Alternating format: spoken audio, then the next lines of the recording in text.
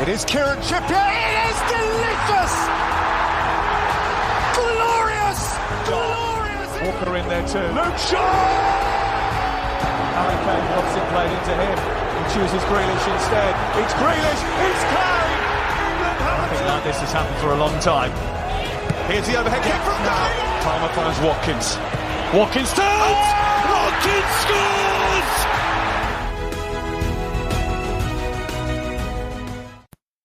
Hello, and welcome to the Gate 102 podcast. I hope I find you well. Thank you for tuning in to today's episode. Really is appreciated, as always. I also hope you've enjoyed my recent episode, which was me talking about England's 1-0 win over Switzerland in a friendly at the King Power Stadium. If you haven't yet listened to it, you can find it wherever you get your podcasts. So today, I'll be talking about the time England drew 0-0 to Croatia in the UEFA Nations League back in October 2018. And it's funny because every time I see a 0-0, I always think, oh, great, what am I going to talk about? But I always find there's so much more to cover than I think, and there's actually a lot to talk about in this game. But I think the big talking point was this game was actually played behind closed doors, and I've actually never known why until I looked it up a few days ago. And this was due to a disciplinary sanction imposed on Croatia by UEFA. The punishment was a result of an incident during a game in June 2015 where some symbol was made by a few fans. But yeah, the Croatian football federations stated that a chemical agent had been used to create this sort of image before the match back in 2015. And as a consequence, UEFA ordered Croatia to play the next two home matches in UEFA competitions without spectators. So the first of these matches was against Bulgaria in October 2015. However, because of the scheduling of games by FIFA, the second match under the ban didn't occur until 3 years later, and this was against England in the Nations League.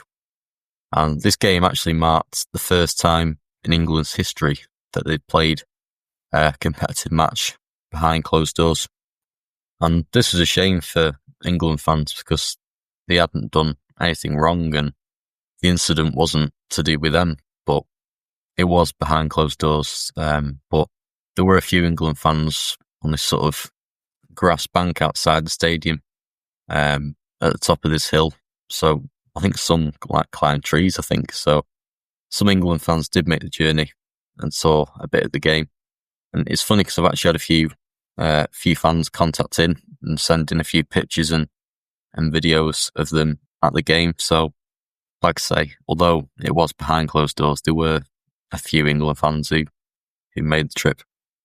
But moving on from that situation and onto the game itself, I'll go through the team. It was a back four for England, and this was actually the first time they were playing a back four in about a year, really. I think it showed that Southgate was looking ahead and moving towards a more counter-attacking style of play with wingers rather than wing-backs.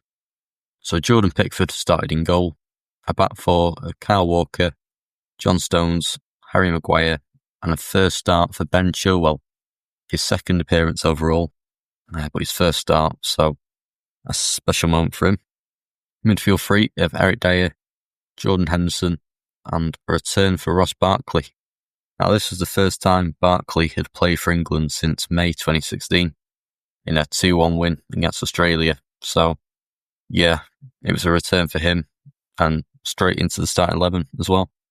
And then it was a front three of Raheem Sterling on the right, Rashford on the left, and then Harry Kane leading the line up front. Now I must also mention, obviously Croatia are a good team and they got to the World Cup final just 3 months prior to this game and obviously knocked England out of the tournament. So it was always going to be a tough game. But this is ultimately what Southgate would have wanted to be playing against the very best. Because that's how you test yourself, playing against the very best teams. But if I'm honest, I think the first half was a a bit of a non-event, really. Not a lot happened. It was quite even regarding possessions and shots, but saying that, neither team had lots of shots. But yeah, it wasn't a great watch, really. But England had one really big chance that they should have scored from, really. It was a corner kick that was crossed in from the right, and Eric Dyer made that near post run, as he often did, and yeah, his header just hit the outside of the post and then got cleared. It was a real shame, because if it hit the inside of the post, there were about 3 England players who could have then scored the rebound. So, although we didn't play that well in the first half, we were also unlucky not to be in the lead with that header. But saying that, that was probably the only chance England created in the first 45 minutes, worthy of note. But as I said, Croatia were making it difficult for England. They were a difficult team to play against defensively, really solid. And it's funny because Dyer hit the post late on in the first half, and then 5 minutes into the second half, Harry Kane hit the bar from across from a free kick. So, yeah, really unlucky once again.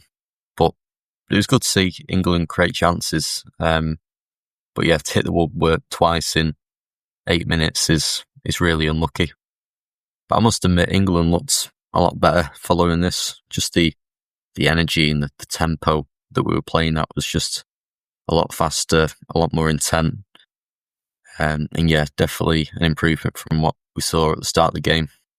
But in terms of chances, Marcus Rashford missed 2 golden opportunities as well. He had sort of 2 one-on-ones with the Croatia goalkeeper, but yeah, just fluffed his lines, and both of them maybe just lacked that composure in front of goal. And this was a shame, because Rashford was in great form for his country, because he scored in both of his last 2 games before this, against Spain and Switzerland. But yeah, he really should have put at least one of those chances away, if not both of them. But it was definitely better from England in the second half, compared to what we saw in the first. But yeah, I suppose it just wasn't meant to be for England that night, and just couldn't find the back of the net. But overall, it was I think it was decent performance against a very good side, and a performance that probably deserved to win. Southgate said that himself after the game, that he thought we deserved to win.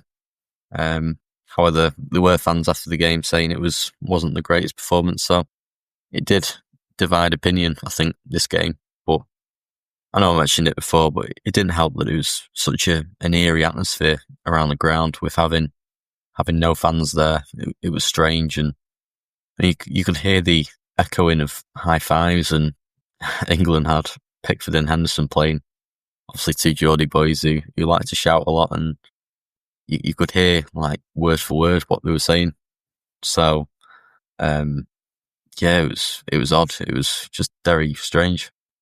And it's funny because obviously during COVID, this was something we experienced a lot and got used to a bit more. But yeah, back in 2018, this was one of the first times we experienced a game behind closed doors. But I think what it showed is that football is nothing without the fans. And yeah, they were missed, but massive respect to anyone who made the journey and watched the game from the sort of hill outside the ground, whatever you want to call it. Dedication at its highest levels. But yeah, and I feel great that a few people have got in touch saying they were there and just sharing the stories on Twitter and just social media this week. So yeah, it's great. It's what international football is all about. These memories, and that's why I do this podcast, to bring back these memories. But the positives to take from the game, I think England played pretty well, first and foremost, against a strong opposition. But I thought it was a great performance from Ben Chilwell, England's left back, who I thought had a fantastic game and caused a great threat down the flank. And I thought him and Rashford linked up really well down that side. It was also another clean sheet, which was another positive. Ross Barkley slotted in like he'd never been away, which was good. And also Jadon Sancho came off the bench. He replaced Sterling with around 10 minutes to go. And this was a debut for him. Obviously, he was playing really well for Dortmund at the time. in the Bundesliga. So yeah, great to see him get his debut. And this was also England's first ever point in the UEFA Nations League. So yeah, obviously it was a strange game given the circumstances, but England did pretty well overall. And this put them in good stead for the next game, which is a game I can't wait to talk about. And that's the 3-2 win away at Spain in Seville.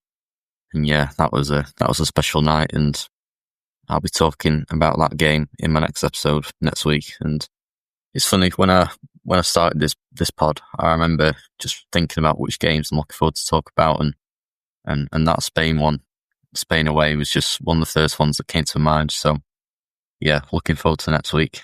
But until then, take care of yourselves. Thank you for listening today. Really is appreciated. And until next time, I'll see you soon.